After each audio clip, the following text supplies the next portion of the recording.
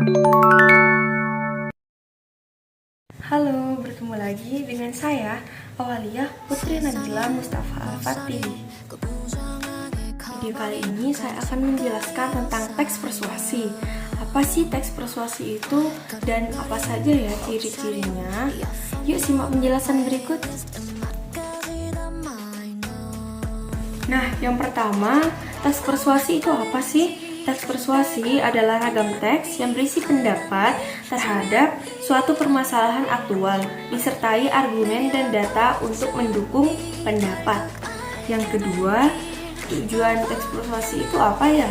Tujuan teks persuasi itu adalah mempengaruhi pikiran pembaca atau pendengar untuk mau mengikuti apa yang dikatakan oleh penulis. Yang ketiga itu adalah ciri-ciri dari teks persuasi. Nah, ciri-ciri yang pertama, isu yang disampaikan berusaha meyakinkan pembaca atau pendengar. Yang kedua, argumen dan data yang disampaikan dimaksudkan untuk membuat pembaca melakukan apa yang dikehendaki penulis. Yang ketiga, untuk mendukung pendapat yang disampaikan penulis, menyertakan bukti berupa data dan fakta. Yang keempat, pernyataan disampaikan sebagai saran, ajakan, dan arahan dengan pendekatan emosional rasional untuk meyakinkan pembaca atau pendengar. Nah, yang keempat ini adalah teks persuasi itu terdiri atas 4 struktur. Yang pertama pengenalan isu, yang kedua argumen, yang ketiga ajakan, yang keempat adalah penegasan. Nah, pengenalan isu ini adalah bagian awal dalam teks persuasi yang paragraf awalnya itu berisi pengenalan tentang tema atau permasalahan umum yang sedang dibahas, topik besarnya. Argumen pada bagian ini tuh menjelaskan pokok-pokok permasalahan, penjabaran masalah, disertai argumen dan data untuk mendukung atau menguatkan argumen tersebut. Nama lainnya argumen itu adalah pendapat. Nah, yang ketiga, ajakan. Bagian ini berisi pernyataan berisi ajakan dan arahan kepada pembaca atau pendengar berkaitan isi dan argumen yang disampaikan. Yang nomor 4, penegasan. Bagian ini berisi penegasan harapan penulis dan tindakan yang harus dilakukan oleh pembaca.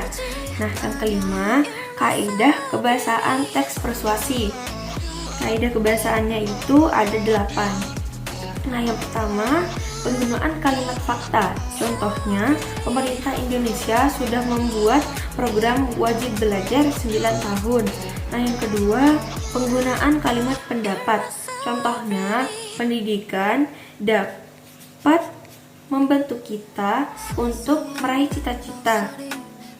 Yang ketiga, penggunaan kalimat ajakan. Contohnya, ayo kita laksanakan program wajib belajar 9 tahun.